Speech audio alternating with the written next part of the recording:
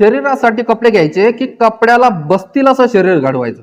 आपल्याकडे भन्नाट एक सवय आहे, कपडे बघून लोक इम्प्रेस करण्याचा प्रयत्न करतात. ब्रँडेड टी शर्ट घातलं की हा स्मार्ट दिसेल असं वाटतं. पण खरं सांगू, कपडे हे शरीर झाकतात, पण शरीर झाकलेलं सत्य लपवत नाही. उदाहरण बघा, तुमच्या घराचा दरवाजा अगदी पॉलिश केलेला आहे, झक्कास दिसतो, पण आत गेल्यावर जर वास मारत असेल तर लोक परत बाहेर पडतील ना.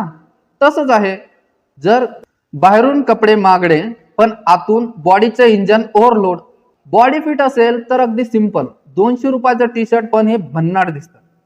पण स्नायू नाहीत, पोट फुगलंय तर कपड्यावरचा लोगो दिसत नाही, तर चरबीचाच लोगो दिसतो. कपडे स्टाईल देतात, पण कॉन्फिडन्स नेहमी शरीरातून येतो. लोक म्हणतात मी एक्सल आहे पण कॉन्फिडन्स आहे. अरे, कॉन्फिडन्स छान आहे, पण कॉन्फिडन्स कोलेस्ट्रॉल, शुगर, बीपी हे सोबतच येतंय हे दिसत नाही का? मग आत्ता ठरवा की शरीरासाठी कपडे घ्यायचे की शरीराला बसतील असे कपडे घ्यायचे.